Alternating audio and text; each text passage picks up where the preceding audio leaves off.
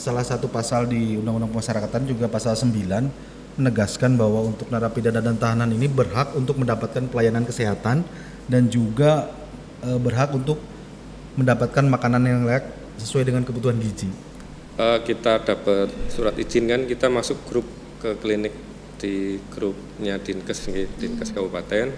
Nah, di bulan Juni itu kita dapat undangan untuk ikutin kegiatan yang diselenggarakan oleh Kominfo 17 Juni 2023, terus di tanggal 21 Juni itu selang 5 hari kita langsung ngajukan permohonan ke klinik Pintar. Screening TBC, screening sifilis, screening IMS, screening HIV.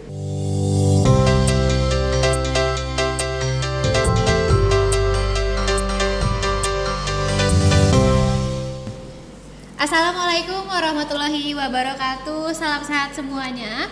Kembali lagi di podcast aplikasi Klinik Pintar, di mana kita akan membahas testimoni dan perjalanan klinik-klinik yang sudah beralih menggunakan rekam medis elektronik, khususnya aplikasi Klinik Pintar. Bersama saya Syifa di sini dan ditemani dengan dua bapak-bapak di depan kita yang hari ini akan sharing ya, mungkin dengan Pak Angkat dan juga Pak Fauzan. Sebelumnya terima kasih banyak sudah hadir ya dalam podcast di kesempatan kali ini. Saya belum bilang ya narasumber kita hari ini dari mana, nanti akan memperkenalkan diri juga ya Pak Angkat dan Pak Fauzan. Nah, untuk sahabat pintar semuanya, kali ini memang kliniknya spesial ya karena berbeda dari klinik-klinik sebelumnya. Mungkin untuk Pak Angkat dan Pak Fauzan saya persilahkan untuk bisa kenalan dulu dengan sahabat pintar di sini, kenalan nama, kemudian juga posisi juga boleh, dan juga sekaligus nih memperkenalkan kepada sahabat pintar klinik apa sih yang hari ini akan menjadi narasumber dalam podcast aplikasi Klinik Pintar. Silahkan Pak Fauzan atau Pak Angkat, dipersilahkan. Baik, terima kasih Mbak Syifa dari Klinik Pintar. Perkenalkan, nama saya Fauzan. Di sini mengaku jabatan selaku Kepala Seksi Bimbingan Narapidana dan Anak Didik. Kebetulan mengawangi juga teman-teman di perawatan kesehatan di lapas. Jadi secara tupoksi kami membawahi di subseksi registrasi dan subseksi bimbingan kemasyarakatan dan perawatan. Nah, Pak Angkat ini adalah salah satu para medis kami. Nanti mungkin lebih mengenalkan dirinya, tapi yang jelas secara pribadi dan kedinasan kami mengucapkan terima kasih Mbak, karena kita jadi satu-satunya nih yang diundang di podcast ini di lapas dan rutan ya. Mungkin selanjutnya Pak Angkat bisa perkenalkan. Perkenalkan, nama saya Angkat Mujiono. Saya di lapas kelas 2A Purwokerto ini bertugas sebagai perawat di klinik Pratama Rawat Jalan Lapas kelas 2 Purwokerto. Demikian Pak. Oke, terima kasih Pak Fauzan dan juga Pak Angkat ya. Jadi untuk sahabat pintar, kali ini spesial karena narasumber kita merupakan dari klinik lapas di Purwokerto. Jadi yang biasanya mungkin lapas hanya lapas ya, ternyata di lapas itu juga punya klinik nih sahabat pintar. Dan mungkin untuk Pak Angkat dan juga Pak Fauzan boleh sharing nih, untuk di klinik lapas sendiri apakah memang melayani di narapidana saja atau mungkin juga ada masyarakat yang dilayani seperti itu. Mungkin boleh sharing layanan di lapas ada apa saja untuk kliniknya. Baik Mbak, pada tahun 2022 memang secara masif dan gencar kita diwajibkan untuk masing-masing di UPT Pemasyarakatan khususnya di lapas dan rutan itu wajib untuk membuat klinik ya. Akan tetapi memang pada saat ini khusus untuk penggunanya kita masih layanan prioritas untuk warga binaan pemasyarakatan, untuk tahanan dan narapidana. Warga binaan pemasyarakatan itu tahanan dan narapidana. Mungkin teman-teman podcast Klinik Pintar juga apa sih bertanya tentang lapas ini, kalau sesuai dengan Undang-Undang Nomor 22 yang paling baru tahun 2022 tentang pemasyarakatan, lapas itu adalah tempat pembinaan atau lembaga untuk menjalankan fungsi pembinaan terhadap narapidana. Ada juga rutan, tapi di kami yang di Lapas Purwokerto ini, lapas juga berfungsi sebagai tempat penitipan tahanan. Gitu. Di samping itu di pasal 4 di Undang-Undang 22 ini juga diterangkan bahwa salah satu fungsi dari pemasyarakatan itu sendiri adalah di poin D adalah fungsinya perawatan. Jadi sangat sangat ada korelasinya lah dengan apa terkait dengan tugas dan fungsi kita. Mungkin Pak Angkat bisa menjelaskan. Terima kasih. Untuk lapas kelas 2A Purwokerto ini kebetulan alhamdulillah nggih sudah mendapat surat izin operasional klinik itu mulai 28 Maret 2023 kemarin. Jadi di seluruh Indonesia itu ada sekitar 536 klinik ya. Dan itu dengan berbagai tantangan, dengan berbagai kendala nggih. Salah satunya itu keterbatasan SDM, terus keterbatasan anggaran dan yang lain-lain, tetapi kita harus tetap memberikan pelayanan kesehatan nggih terhadap warga binaan pemasyarakatan tersebut. Alhamdulillah saya ucapkan terima kasih juga nggih kepada Pemda Kabupaten Banyumas nggih yang sampai detik ini juga berkenan memberikan bantuan baik itu dukungan SDM dan yang lain-lain untuk terkait pengurusan izin operasional klinik itu. Alhamdulillah dapat dukungan nggih tenaga dokter dari Puskesmas 1 Sukaraja. Jadi alhamdulillah intinya lapas kelas 2A Purwokerto ini sudah punya klinik yang berizin seperti itu. Wah, baik. Berarti untuk pasiennya sendiri ya tadi adalah warga binaan ya berupa tahanan dan juga narapidana. Betul ya. Jadi memang untuk klinik lapas ini khusus untuk masyarakat lapas nih sahabat pintar, dan memang menjalankan fungsi yang terbagi peraturan terbaru ya, ada fungsi perawatan juga di dalamnya. Nah, karena memang pasiennya gitu ya untuk demografinya agak khusus nih untuk tahanan dan juga narapidana. Biasanya apakah di klinik lapas ini sendiri ada kegiatan-kegiatan khusus atau layanan-layanan khusus nih untuk melayani kebutuhan para tahanan dan juga narapidana? Untuk tupoksi di klinik lapas ini secara umum sama dengan klinik-klinik yang lain. Jadi ada 4 layanan ya. Yang pertama layanan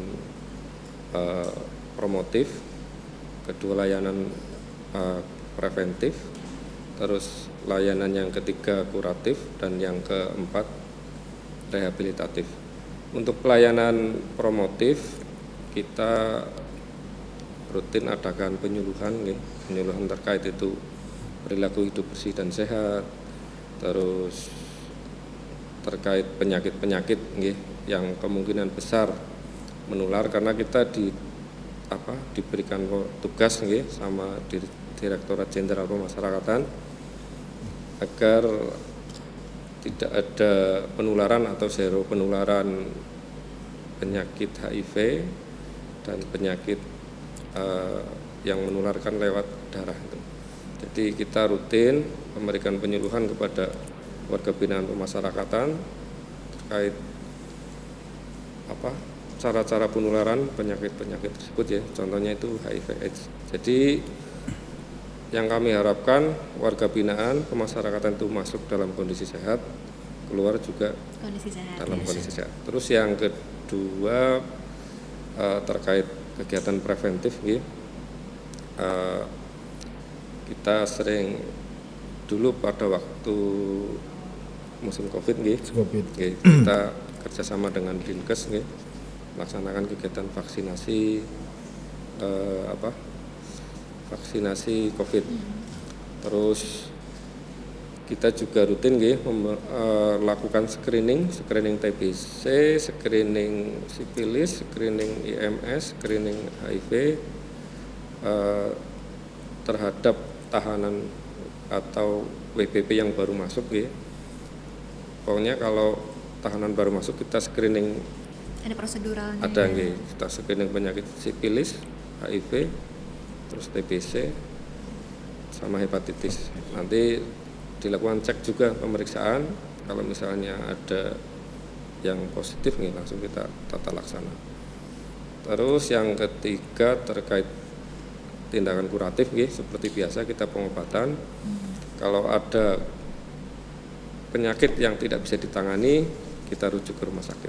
Untuk rehabilitatif itu biasanya penderita-penderita yang memerlukan pemulihan nggih, seperti stroke dan yang lain-lain juga setelah dirujuk kita diajarin cara-cara untuk memulihkan atau mengoptimalkan lagi fungsi-fungsi tubuhnya. Mungkin itu secara umum gambaran. Boleh saya Tupoksi tambahin, dari- Mbak? Silakan Pak Fauzan. Saya tambahin sedikit ya. Salah satu pasal di Undang-Undang Pemasyarakatan juga pasal 9 menegaskan bahwa untuk narapidana dan tahanan ini berhak untuk mendapatkan pelayanan kesehatan dan juga berhak untuk mendapatkan makanan yang layak sesuai dengan kebutuhan gizi. Artinya apa? Artinya negara hadir, khususnya Direktorat Jenderal Pemasyarakatan terkait dengan hak-hak warga binaan. Karena lapas rutan adalah miniatur mini kehidupan. Iya kan? Mereka yang di luar yang tentunya sama dengan yang di dalam juga harus diberikan mulai dari hak mereka untuk beribadah, hak untuk mereka mendapatkan pelayanan kesehatan, makanan yang baik, bahkan untuk mereka untuk kebutuhan rekreasi pun itu harus dipenuhi. Karena itu kita tidak boleh dalam salah satu prinsip pemasyarakatan membuat mereka lebih buruk daripada ketika mereka di luar. Gitu. Betul, karena kan tujuannya Tujuannya adalah masuk ke lapas itu lebih baik Betul, ya, jadi warga iya. negara yang lebih baik, bisa berfungsi bahkan lebih baik dan lebih baik daripada sebelumnya betul, ya setelah betul. masuk lapas. Oke, jadi untuk di lapas sendiri untuk kliniknya fungsi-fungsinya sama nih ya sahabat pintar dengan fungsi-fungsi klinik di luar sana ya. Tapi memang karena untuk warga lapas, jadi tadi ada screening tambahan seperti yang baru masuk ya, ada screening yang memang dilakukan untuk warga binaan yang baru masuk. Nah, karena memang untuk klinik lapas sendiri aturannya muncul di tahun 2022 dan di tahun 2023 kemarin ya 28 Maret ada izin operasional nih yang resmi dikeluarkan. Nah, ketika beroperasi dari awal berdiri hingga hari ini ya mungkin hingga beberapa waktu ke belakang gitu ya. Apakah memang pada waktu itu sudah terpikir atau bahkan mungkin sudah mulai menggunakan rekam medis elektronik pada awal berdirinya gitu ya, atau bahkan mungkin dulu bisa dibilang ya seadanya dulu agar memang taat dengan peraturan, tapi memang satu dan lain hal jadi mulai nih beralih mau ke rekam medis elektronik. Oke, terima kasih. Sebelum surat izin operasional klinik itu terbit, memang kita sudah terpikir untuk bikin semacam aplikasi apa ya. Kita sempat juga Jadi swadaya sendiri ya terpikir ya terpikir karena capek ya kita nyatet nyatet satu-satu. tetap harus ini. Setelah itu Digitalisasi. kita rekap lagi penyakitnya, kita rekap obatnya, terus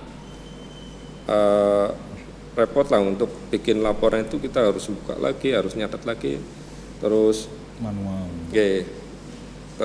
untuk cetak kartu berobat dan yang lain-lain, kertas resep dan yang lain-lain sepertinya repot banyak sekali. kertas yang terlibat ya dalam prosesnya. Setelah itu kita emang sempat untuk mau bikin aplikasi, cuman terkendala pertama biaya, terus yang kedua harus menyiapkan server dan yang lain karena itu kan masih offline ya, jadi harus menyiapkan server, terus kedua tidak ada update dan yang lain-lain akhirnya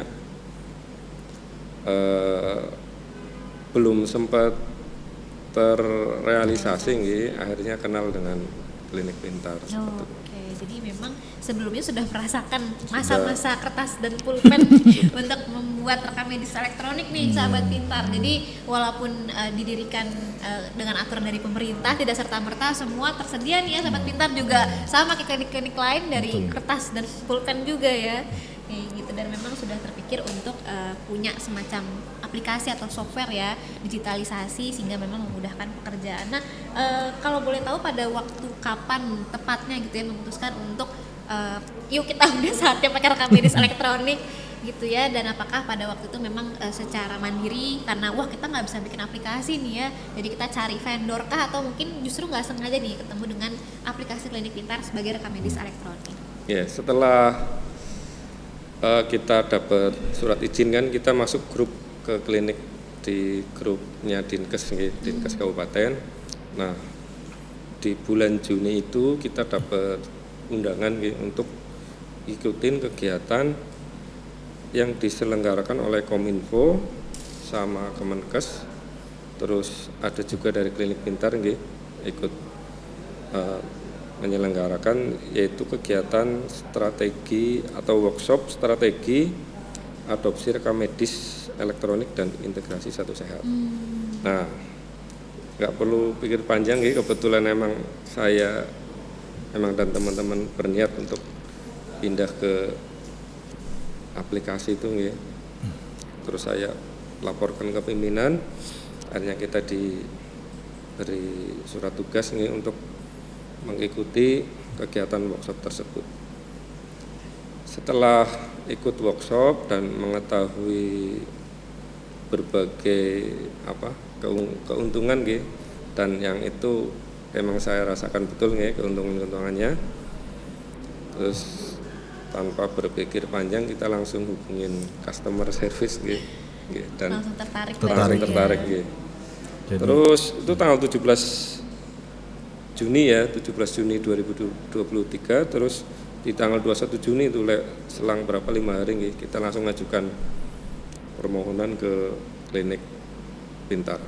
Dan di tanggal 31 Agustus kita sudah mulai menggunakan aplikasi Klinik Pintar. Cepat berarti prosesnya ya. Prosesnya cepat sekali Ya, dari itu mungkin mulai. timbul Silakan. dari keresahan-keresahan teman-teman yang di lapangan itu. Memang muncul dari Betul, kebutuhan diri sendiri iya. ya. Tuh. Karena waktu itu juga kita terdampak COVID, semua serba digital, kemudian booming, ya pada akhirnya untuk teman-teman di klinik Pratama Rawat Jalan di Lapas Purwokerto ini ya RME ini jadi semacam solusi gitu. Semakin urgent Makin ya. urgent. Oke. Nah, pada waktu itu apa tanggapan dari Pak Angkat dan juga Pak Fauzan ya ketika datang ke workshop, ternyata melihat Klinik Pintar, apa yang terbersit pertama kali ketika melihat paparan dari Klinik Pintar tentang aplikasi RME ini?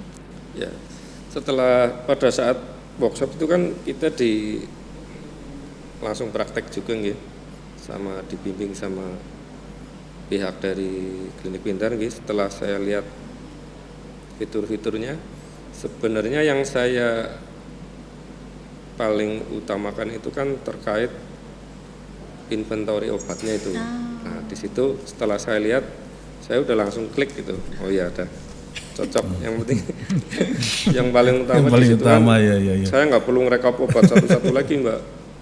Di situ ada inventory obat, udah cocok, tinggal klik-klik penyakit atau keluhan sama itu udah langsung rekap sendiri. Jadi, oke, saya setelah 5 hari langsung.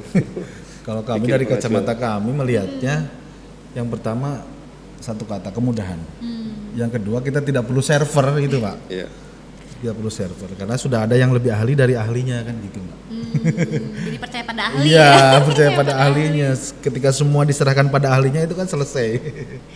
Oke, jadi memang kalau dari Pangkat sendiri yang di lapangan ketika ketemu aplikasi Klinik Pintar ada satu fitur yang memang wah ini yang sehari-hari jadi makanan, wah harus jadi PR banget. Klinik Pintar aplikasi kitanya punya, jadi Pangkat langsung klik ya. Sedangkan betul. kalau Pak Fauzan melihatnya selain juga tadi bisa memudahkan tim di lapangan dan juga Pak Fauzan melihat udah ada pengalaman untuk bikin ya, dan jadi neken kos juga buat di jajaran pimpinan ya, karena memang tidak perlu lagi punya sumber daya tools sendiri, cukup dengan aplikasi Klinik Pintar. Akhirnya memang memutuskan untuk kita kerjasama dengan aplikasi Klinik Pintar. Nah, pada waktu itu kan memang melalui masa-masa pakai paper and pencil nih sahabat pintar, seperti klinik-klinik lain pada umumnya gitu ya, yang menjalankan operasional sebelum RME pakai paper and pencil. Apa yang dilakukan pada waktu itu pertama kali ketika memang di Agustus itu memakai aplikasi Klinik Pintar? Yang pasti rekam medis yang menggunakan kertas sudah kita gudangkan semua ya. Terus untuk anggaran cetak kartu berobat, untuk cetak form resep dan rujukan semuanya udah bisa digunakan untuk Dialih yang ya? lain ya, seperti itu. Oke. Kalau saya secara melihatnya juga memang untuk layanan admisi maupun farmasi itu kita dimudahkan juga kan. Tidak perlu lagi karena sudah terintegrasi dengan mesin antrian, pemanggilan, kemudian memudahkan untuk teman-teman dokter yang sambang juga kan. Pokoknya full lengkap lah kalau kami melihat dari aplikasi ini. Oke, karena memang betul tadi ya untuk aplikasi Klinik Pintar sendiri kita dari mulai di tim belakang layar, back office juga ada, buat dokter juga ada, dan buat pasien juga untuk antrian dan panggilan juga ada. Apakah waktu itu memang langsung implementasi semuanya kah? Atau mungkin dari pihak klinik lapas bertahap dalam artian, oh di back office dulu nih migrasi data dulu, baru kemudian ke pasien ada nomor antrian, baru kemudian ke dokter. Bertahap kah atau langsung sebagian? Bertahap, Pak. Setelah kita mengajukan permohonan ke aplikasi Pintar nggih, setelah diterima kita ngirim ke data dulu sama tim untuk di master data nggih, untuk di input ke dalam itu sekitar awal Juli nggih, itu di input sama mereka. Terus kita juga diberi pelatihan nggih, baik itu melalui offline nggih, itu ada 2-3 kali. Terus yang langsung datang ke sini juga pernah nih sampai jadi 2 kali disamperin langsung ya, nggih. Ya. Terus dari tim Klinik Pintar juga responsif nggih, seperti misalnya kita ada kesulitan, ada pertanyaan, langsung cepat ditanggapi. Seperti itu. Pak Fauzan mungkin ada tambahan, silakan Pak.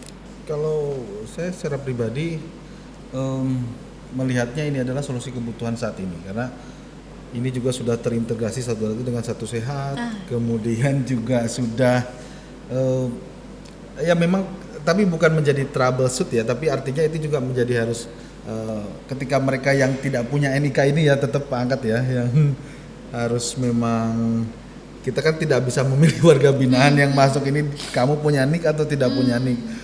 Tapi salah satu memang faktor untuk memasukkan back data ke dalam itu kan harus dia punya NIK ya. Gitu. Ya, mungkin salah satu solusinya kita kerjasama sama Disduk Capil untuk dia mendapatkan. Tapi kan keuntungannya ketika dia keluar kan punya rekam medis kan gitu kan, punya rekam medis yang tentunya sangat-sangat beruntung. Karena saya mengalami zaman yang dari dulu Pak Angkat juga sama, ketika manual dengan kartu berobat yang dulu ditulis tangan lain sebagainya, apabila terbakar mohon maaf kan, karena lapas kan gangguan kemudian basah, karena di lapas rutan itu bisa gangguan keamanan ketertiban ya bisa. Ya paling kalau dari kami secara pribadi, karena kami sudah terintegrasi menggunakan Klinik Pintar ya, kita juga sempat didatangi dengan tim Direktorat Jenderal Pemasyarakatan juga, jadi sebagai bahan. Kemudian pada akhir tahun beliau ya mengeluarkan kebijakan agar seluruh klinik lapas rutan itu juga wajib RMA, untuk menggunakan RMA. Oke, jadi kalau untuk tahapannya sendiri tadi memang didatengin dulu ya sama tim Klinik Pintar, ada trainingnya, ada juga migrasi datanya juga. Iya, dan memang di trainingnya itu juga didatengin langsung ya sama tim Klinik Pintar di Jakarta, di Purwokerto langsung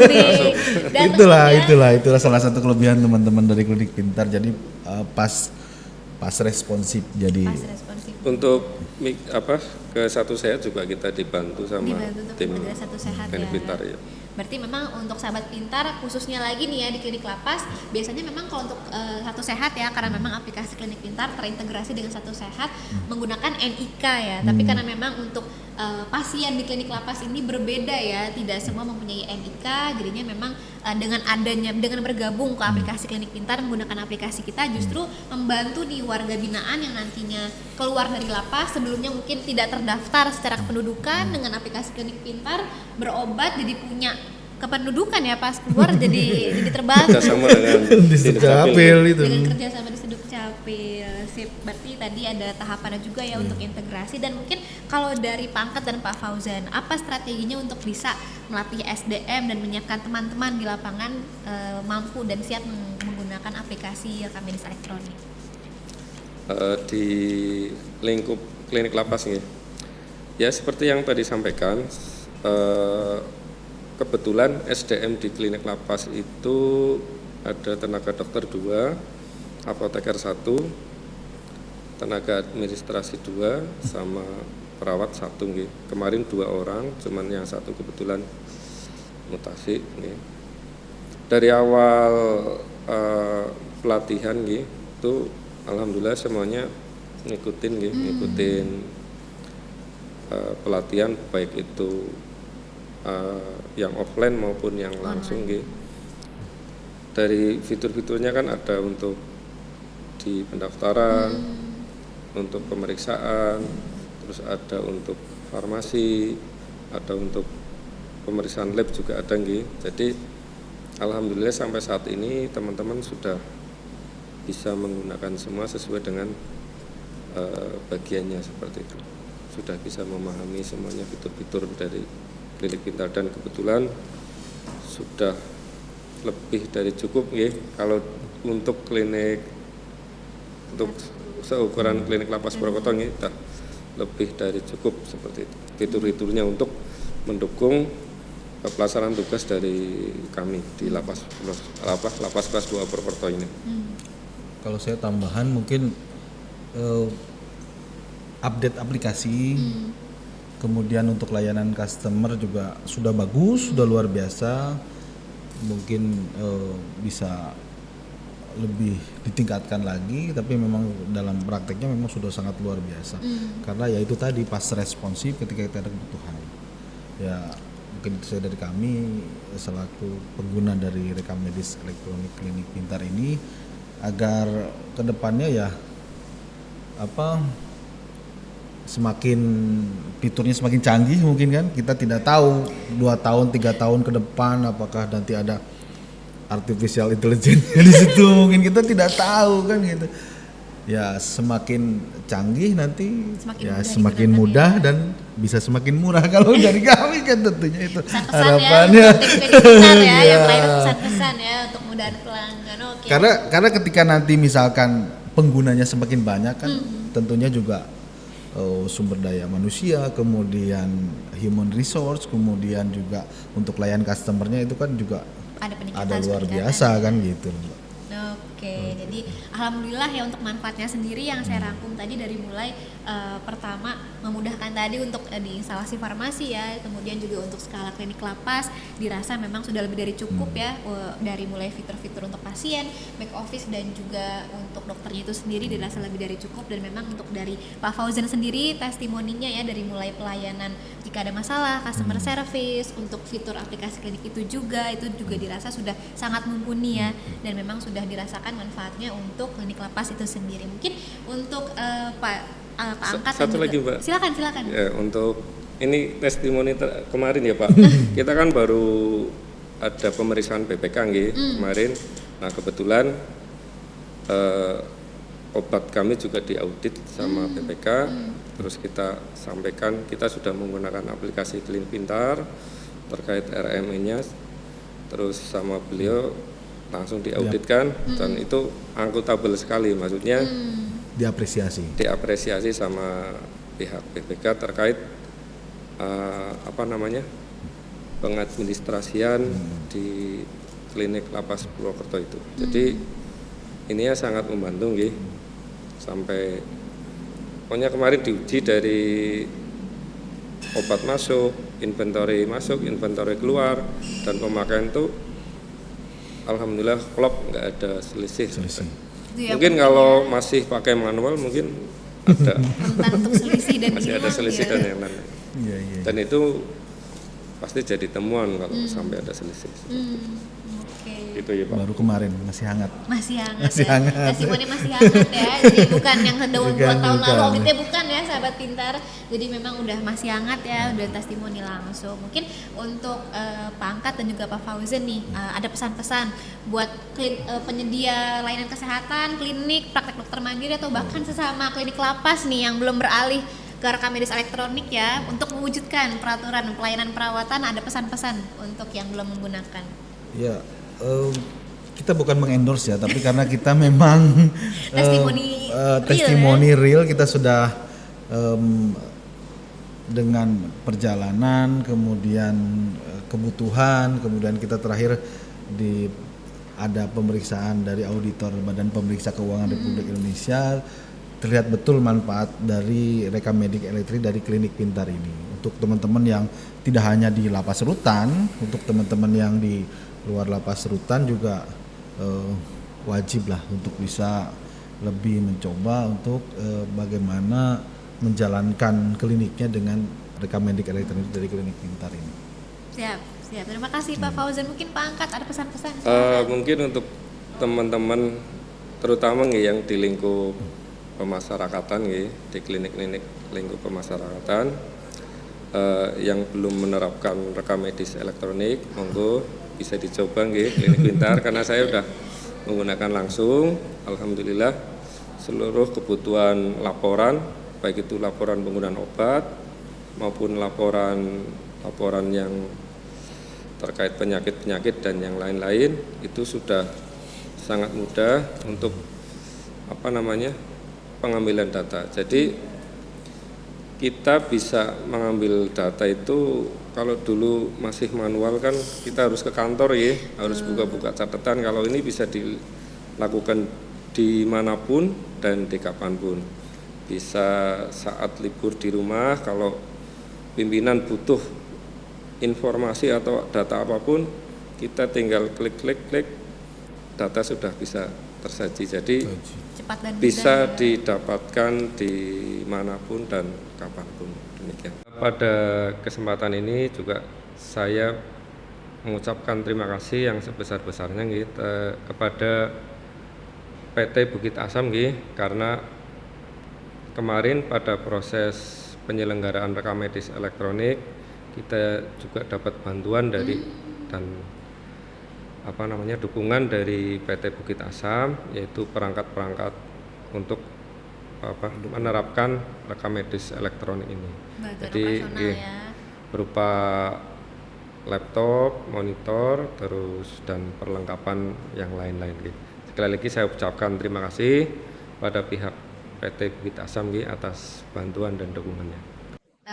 Oke, terima kasih banyak Pak Fauzan dan Pak Angkat ya. Jadi untuk sahabat pintar semuanya, memang alhamdulillah di aplikasi Klinik Pintar ini memberikan manfaat yang besar sekali untuk klinik lapas ya, dan bisa mendukung klinik lapas untuk mewujudkan tadi ya yang namanya adalah pembinaan dan juga pemberian perawatan kepada warga binaan seperti itu. Nah, untuk sahabat pintar lainnya yang nonton dan mungkin masih ragu-ragu nih ya mau pakai aplikasi Klinik Pintar atau mungkin mau pakai tapi kok kayaknya bakal ribet nih karena banyak kebutuhan yang harus dipenuhin gitu ya. Jangan khawatir untuk hubungi Klinik Pintar ya, karena tadi di klinik lapas ya dengan pasien yang memang nggak semuanya punya NIK ternyata bisa difasilitasi juga nih dengan aplikasi Klinik Pintar dan juga kerjasama dengan pihak ketiga untuk membantu proses transformasi data yang lebih mudah seperti itu. Akhir kata saya Syifa mengakhiri podcast pada kegiatan kita kali ini. Terima kasih banyak Pak Angkat dan Pak Fauzan. Semoga Klinik Pintar bisa semakin membantu nih operasional teman-teman di klinik ya, dan juga turut mensukseskan kembali